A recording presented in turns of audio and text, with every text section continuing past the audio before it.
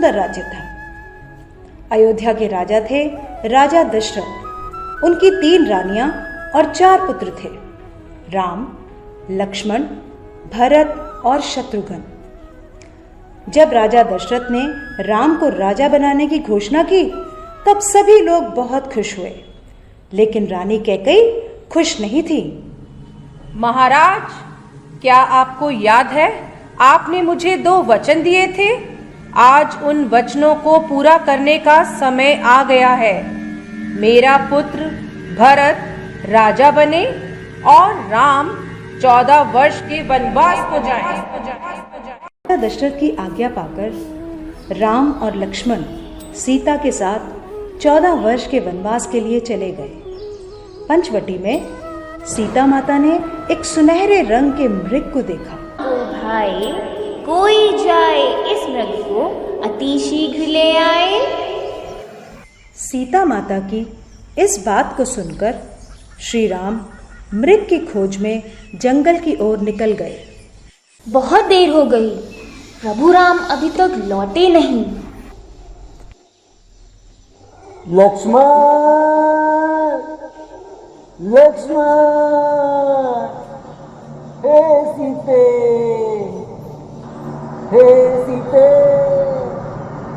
लक्ष्मण, लक्ष्मण देखो, प्रभु तुम्हें अपनी सहायता के लिए पुकार रहे हैं।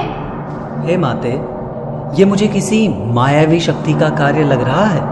आप चिंतित ना हो, भैया जल्दी घर लौट आएंगे। नहीं लक्ष्मण, मेरी आज्ञा का पालन करो। जाओ, प्रभु को तुम्हारी सहायता की आवश्यकता है। ठीक है माते, किंतु आप इस लक्ष्मण रेखा को पार नहीं करना। रावण को ज्ञान था लक्ष्मण रेखा को पार नहीं कर पाएगा, इसलिए उसने साधु बनने का ढोंग रचा और सीता माता को उठाकर ले गया। भिक्षाम देहि, भिक्षाम देहि। हे मुनिवर, भिक्षा स्वीकार कीजिए। हे देवी, एक साधु का इतना अनादर, घर के द्वार से ही भिक्षा देकर भेजना चाहती हो। जाओ, नहीं चाहिए तुम्हारी भिक्षा। नहीं नहीं मुनिवर, रुकिए, मैं आती हूँ।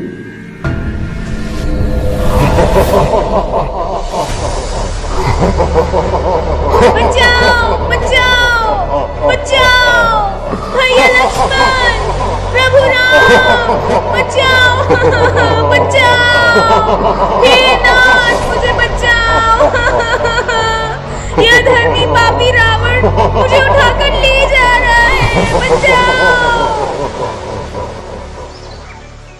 राम और लक्ष्मण सीता माता को कुटिया में ना पाकर बहुत चिंतित हुए और उनकी खोज में निकल गए।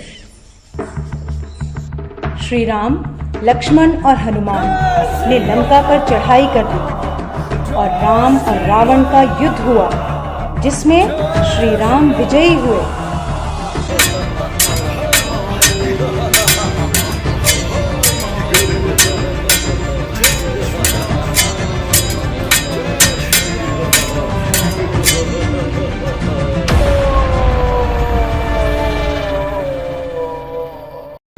इसलिए इस दिन को विजयदशमी कहा जाता है।